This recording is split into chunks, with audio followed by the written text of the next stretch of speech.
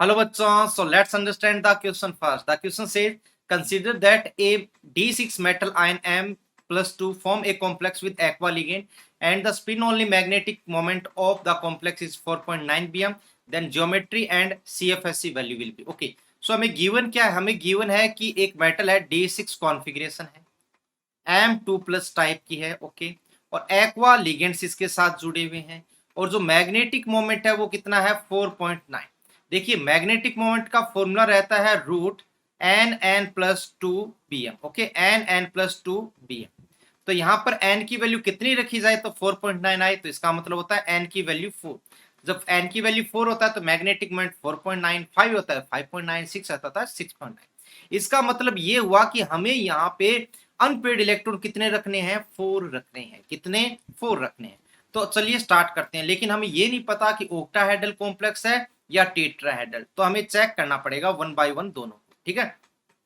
सो देखिए यहाँ पर क्या करेंगे, सबसे पहले तो हम बना देते हैं दोनों टाइप के फॉर्मूले। अगर मैं बात करता हूं टेट्राहेड्रल, अगर बात करते हैं ऑक्टाहेड्रल। टेट्राहेड्रल के केस में देखिए ऊपर कौन कौन सी ऑर्बिटल्स जाते हैं, ऊपर जाते हैं T2G, ओके, और ये रहे हमारे पास Ag।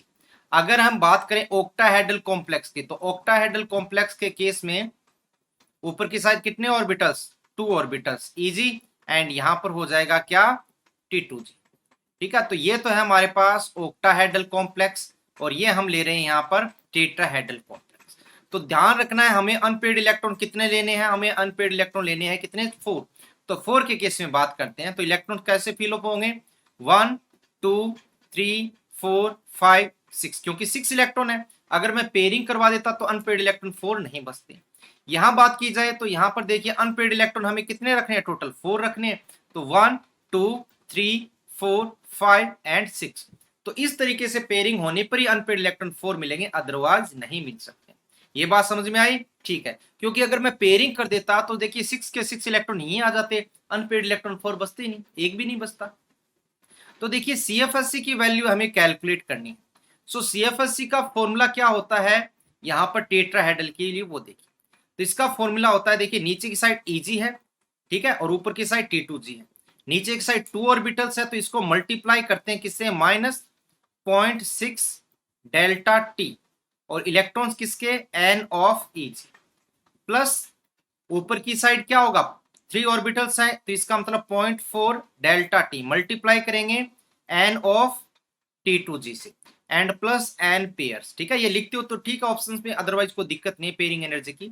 यहां पर अगर CFSE की वैल्यू की बात की जाती है, ठीक है, तो यहां पर क्या है, नीचे की साइड 3 ऑर्बिटल्स है तो इसका मतलब -0.4 delta o into n T2G plus 0.6 n of Eg, यहां पर 0.6 delta o and plus n pairs. तो ये तो बात होगी हमारे फॉर्मूले की।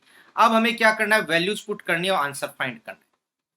सो सबसे पहले -0.6 डेल्टा टी, एन कितने, यहां पर कितने इलेक्ट्रॉन्स हैं, 3 इलेक्ट्रॉन्स हैं, प्लस 0.4 डेल्टा टी, कितने इलेक्ट्रॉन्स है ऊपर की साइड, 3 इलेक्ट्रॉन्स हैं, कितने पेयर्स बन रहे हैं, केवल एक बन रहा है तो 1 पे लिख दीजिए। इसको सोल्व करते हैं तो यहां पर आएगा -1.8, यहां पर +1.2, तो पीछे क्या बचेगा देखिए, -0.6 डेल्टा टी एंड प्लस 1 पे, ये पेयरिंग एनर्जी आ गई, ठीक है। यहां पर इसको कैलकुलेट करते हैं तो देखिए -0.4 डेल्टा ओ, कितने इलेक्ट्रॉन्स हैं, 4, प्लस 0.6 डेल्टा ओ, कितने इलेक्ट्रॉन्स है ऊपर, 2, प्लस 1 पी। इसको सोल्व करें तो -1.6 एंड प्लस 1.2, ठीक है, -1.6 1.2, तो ये आ जाएगा -0.4 डेल्टा ओ प्लस 1 पी। तो अब बात करते हैं, देखिए कौन सा ऑप्शन मैच करेगा। तो फर्स्ट ऑप्शन की अगर बात करते हैं, टेट्राहेड्रल 1.6 डेल्टा टी नहीं, 0.6 डेल्टा टी है। सेकंड ऑप्शन ऑक्टाहेड्रल 2.4 डेल्टा ओ नहीं, ये भी गलत, ये भी गलत। थर्ड में क्या है, -0.6 डेल्टा टी सही है। जब टेट्राहेड्रल होता है तो -0.6 delta T plus 1 P, pairing नहीं है तो कोई दिक्कत नहीं है, लेकिन ये सही हो जाएगा। ओक्टाहेड्रल के केस में यहाँ पर -1.6 है, हमारा आया 0.4 डेल्टा, तो ये यहाँ पर गलत हो जाएगा। So the right answer of this question is option number 3। Okay, so hope you understand the concept well, best of luck.